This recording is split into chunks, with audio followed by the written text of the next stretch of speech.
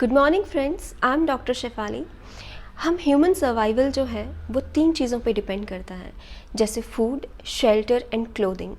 Clothing and shelter तो हमारे लिए इम्पॉर्टेंट है ही, बट फूड को हम कितनी इम्पोर्टेंस देते हैं या कितना सीरियसली लेते हैं वो आज हमें पता चलेगा।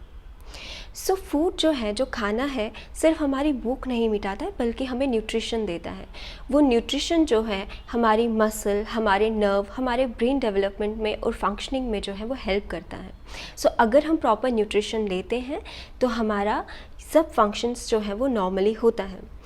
यही लैक ऑफ न्यूट्रिशन जो है बहुत सारी प्रॉब्लम्स को क्रिएट करता है, जिसमें सबसे मेन प्रॉब्लम अनीमिया, खून की कमी देखी गई है। और खून की कमी में भी आयरन की डेफिशिएंसी के कारण जो खून में कमी होती है वो बहुत ही कॉमनली सामने आई है। So in India about more than 600 million people are affected by iron deficiency anaemia. ये बहुत ही बड़ा नंबर है, पर ऐसा होता क्यों है? सो आज हम ये बताएंगे और आज हम ये देखेंगे कि कौन कौन से रीजंस की वजह से आयरन डेफिशिएंसी अनीमिया होता है और कौन कौन से लोग हैं जो ज़्यादा वल्नरेबल हैं आयरन डेफिशिएंसी अनीमिया से। हमारे इंडिया में 53% of females and 25% of males को आयरन डेफिशिएंसी है।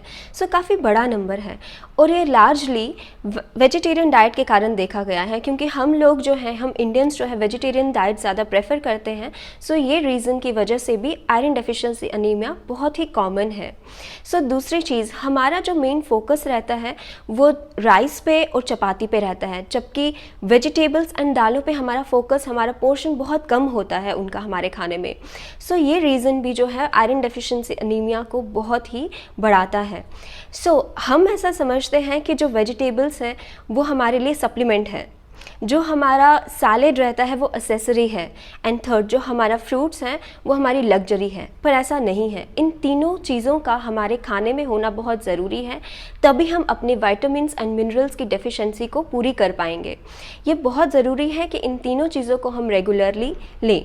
सो सेकेंड थिंग जो है, जो सेकेंड फैक्टर है, वो ये देखा गया है कि जो प्लांट बेस्ड, जो प्लांट सोर्सेज से हमें आयरन मिलता है उनका एब्जॉर्प्शन बहुत कम होता है as compared to animal sources से। सो बहुत सारे जो हेल्थ इंस्टीट्यूट्स हैं वो ये सजेस्ट करते हैं जो भी वेजिटेरियंस हैं या जो भी वीगन्स हैं उनको 2 गुना ज़्यादा आयरन डाइटरी प्रोडक्ट जो हैं, आयरन डाइटरी आइटम्स जो हैं अपने खाने में लेना चाहिए, ताकि उनकी न्यूट्रिशन जो है, उनका आयरन की डेफिशिएंसी है वो पूरी हो पाए। सेकेंड, मेंस्ट्रुएटिंग फीमेल्स में आयरन डेफिशिएंसी बहुत कॉमन है। जो फीमेल्स अपने रिप्रोडक्टिव एज में होती हैं उनमें आयरन डेफिशिएंसी बहुत कॉमन है, बिकॉज मेंस्ट्रुएशन के कारण उनका ब्लड लॉस होता है एंड आयरन डेफिशिएंसी हो जाती है। ये ज़रूरी नहीं है कि जिन्हें एक्सेसिव मेंस्ट्रुएशन होते हैं उन्हीं में आयरन डेफिशिएंसी देखी जाएगी, बट जो रेगुलर मेंस्ट्रुएशन में होते हैं उनमें भी आयरन डेफिशिएंसी होती है, बिकॉज ब्लड लॉस के साथ साथ में पुअर डाइट होना ये बहुत बड़ा फैक्टर है जिसकी वजह से आयरन डेफिशिएंसी होती है फीमेल्स में। प्रेग्नेंट लेडीज़ एंड चिल्ड्रन में बहुत ज़्यादा आयरन डेफिशिएंसी देखी जाती है, क्योंकि हमारे अर्बन एरियाज़ में 45% प्रेग्नेंट वुमेन जो हैं वो आयरन डेफिसिट हैं, और हमारा जो रूरल एरिया है वहाँ पर 52% ऑफ फीमेल्स जो हैं, प्रेग्नेंट वुमेन जो हैं वो आयरन डेफिसिट है। इसमें भी 20% ऑफ प्रेग्नेंट वुमेन जो हैं उनकी deaths directly iron deficiency anaemia से रिलेटेड होती हैं, और जिसकी वजह से रिस्क ऑफ चाइल्ड मोर्टालिटी भी बढ़ जाता है। सो प्रेग्नेंट वुमेन में आयरन रिक्वायरमेंट बहुत ज़्यादा बढ़ जाती है, क्योंकि प्रेग्नेंट लेडीज़ को अपना रिक्वायरमेंट पूरा करने के साथ साथ में जो ग्रोइंग फीटस है उसके एक्स्ट्रा ब्लड के लिए, उसकी सर्कुलेशन के लिए भी आयरन की और ब्लड की ज़रूरत होती है। सो ये डायरेक्टली जो है वो उसके न्यूट्रिशन से आता है। सो डायरेक्टली जो है वो फीमेल्स के न्यूट्रिशन से आता है।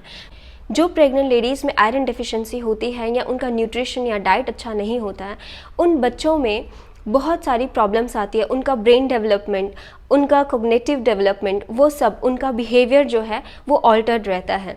सो ये बहुत ज़रूरी है बच्चे की ग्रोथ के लिए, उसकी माँ की सुरक्षा के लिए, कि वो प्रॉपर डाइट ले, अच्छा न्यूट्रिशन ले, और अपने डॉक्टर की सलाह से आयरन सप्लीमेंटेशंस भी स्टार्ट करें। जो बच्चे 6 महीने से लेके 5 साल तक के होते हैं उनमें भी आयरन डेफिशिएंसी देखी जाती है, because of the growing age. Growing age के साथ साथ में आयरन रिक्वायरमेंट भी बढ़ता है। सो अगर वो आयरन रिक्वायरमेंट या न्यूट्रिशनल रिक्वायरमेंट पूरा नहीं होगा तो बहुत सारे चेंजेस जो हैं बच्चे में देखने को मिलते हैं। सो उसमें ब्रेन डेवलपमेंट बहुत कॉमनली देखा जाता है। सो हमारा ब्रेन डेवलपमेंट, हमारी ग्रोथ, जो हमारा पुअर कॉन्सेंट्रेशन होता है, या जो हमारे लर्निंग कैपेबिलिटी होती है, या जो हमारा कॉन्सेंट्रेशन रहता है, सो ये सब चीज़ें बहुत मैटर करती हैं अगर हमारा न्यूट्रिशन प्रॉपर नहीं होगा। सो अगर कोई पेरेंट अपने बच्चों में ऐसे चेंजेस देख रहे हैं कि ये बहुत वीक फील करता है, या इसकी लर्निंग एबिलिटी जो है, कैपेबिलिटी जो है वो कम हो रही है, या इसका कॉन्सेंट्रेशन पुअर है, ये सब चीज़ों को ध्यान देना बहुत ज़्यादा ज़रूरी है। और अगर आपको ऐसा कभी भी लगता है तो मे बी ये उसकी आयरन डेफिशिएंसी के कारण हो सकता है। इसके लिए आप उसके पीडियाट्रिशियन जो है उनको कंसल्ट कर सकते हैं, उसका आयरन लेवल चेक करवा सकते हैं, उसका हीमोग्लोबिन चेक करा सकते हैं, जिसमें आपको बहुत सारी चीज़ें मालूम पड़ जाएंगी। और फर्स्ट ऑफ ऑल सबसे इम्पॉर्टेंट चीज़ ये है उसका न्यूट्रिशन। अगर आपका बच्चा बढ़ रहा है, अगर आपका बच्चा ग्रोइंग स्टेज में है, तो उसका न्यूट्रिशन प्रॉपर रखना बहुत ज़रूरी है। उसके रिक्वायरमेंट के हिसाब से उसको इक्वल प्रोपोर्शन में जो उसे खाना मिलना बहुत ज़रूरी है। जो माइल्ड एनीमिया होता है उसके बहुत ज़्यादा सिम्टम्स नहीं होते हैं, लेकिन अगर उसको हम लंबे समय तक ट्रीट नहीं करेंगे, लंबे समय तक हम प्रॉपर न्यूट्रिशन नहीं लेंगे, तो ये बहुत सारे सिम्टम्स भी दिखा सकता है, जैसे फटीग, थकान। बहुत सारी फीमेल्स हैं जो हर बार थकान की कंप्लेन करती हैं। बहुत सारे बच्चे हैं जो बहुत ज़्यादा थोड़ा काम करने पे भी, थोड़ा खेलने पर भी थक जाते हैं। जिसमें डिजीनेस, ड्रॉजीनेस, ये सब चीज़ें आती हैं। उन्हें भूख नहीं लगती, बहुत कम भूख लगना, कम खाना खाना।